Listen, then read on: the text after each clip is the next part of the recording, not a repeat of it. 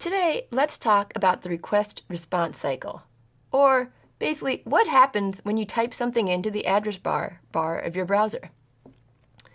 One of the things I think is really funny, and I'm guilty of it as well, is that we all do things and we have no idea how they work.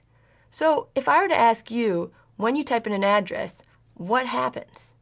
So this lecture is actually one of the most technical of this entire class. I don't want you to feel like you need to memorize this or write it down, but I do think it'll help you understand a little bit more what's going on as you learn HTML5. So one of the things you might want to understand is the client-server relationship. Servers are basically machines that hold all the resources, and our hope is that they're always connected to the network. Clients are what we're using. We're the machines that you use for personal use, like laptops, phones, etc. Let me show you in this picture. It's really common to use networks such as something called a LAN or a WAN. A LAN is a local area network. And so what I have right here is this idea that we can have 3 different computers and they're all sharing one server. Why would we want to do that? Well, a lot of times you only have one printer or one of the different resources. This way, all 3 machines can work together and share that one resource. So the LAN is the local area network. Sometimes you want to have something larger or a wide area network. So in movies where the good guy is breaking into the building to steal the software, what's typically happened is they have this server that everyone who works in the building can access, but no one outside the building. Or you can even have it across different buildings, but you don't want anyone from the outside to really be able to get your information. So a local area network is kind of like your office building. A wide area network might be a university where you want to be able to share servers across multiple buildings. The largest wide area network is, of course, the internet. So now we get back to that question of what happens when you type something into the URL. What you're doing is that you, the client, are requesting a web page, and the server needs to respond with the appropriate files. So when you type something in, this is called the URL. And every URL has 3 parts. The protocol, how you want to connect, the domain, which is the server, and then optionally, you can include the document. So even though you're typing in one URL, one of the things to realize is that usually you're actually requesting lots and lots of files all at once.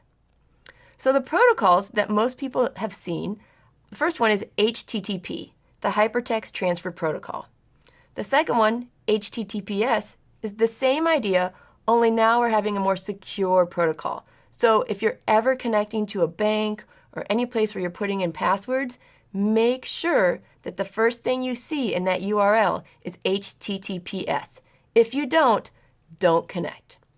The third one is called the File Transfer Protocol, and it's a little bit different. When you see HTTP, it's kind of expecting that you're going to give back and forth HTML5 code. With FTP, it could be any type of file. So we have the protocol. Now let's talk about what the domain names represent. Usually the domain names are something recognizable, such as umich.edu would be for University of Michigan, google.com, wikipedia.org. So each of these sites has a different top-level domain. How did you get them? How do some people get to be .edu and some .com, some .biz, etc.? Well, they're actually determined by ICANN. And their job is to go in and decide which types of organizations qualify for different domains. I've included a link here if you want. You can go and see what the different types are. But the important thing to know is that your domain name is actually mapped to an address. And in the old days, like when my dad was on the internet, if he wanted to connect to someplace, he would actually type in numbers, 185.261, etc., etc. Well, there's been a new version of IP addresses because every single client needs their own address. And if you think of how many people have laptops and smartphones, we need a lot of different options. So with these IP addresses, you basically have sets of numbers, you have these different sets right here where each X can represent one of 16 different values. So you can see we have a lot of options. over 300 trillion, in fact. As I said, luckily for you, the domain name server lets you type in something really simple like umish or Google, and it's the one that turns it into that really long number. The last part of your URL is the document. So sometimes you want to specify a very specific document that you want to get. So for instance, the contact page, or in this case, another one, I have the file that's inside a folder. But sometimes you don't put a document at all. In fact, most of the time you don't. If you type in wikipedia.org or facebook.com, there's no file name. But that's okay.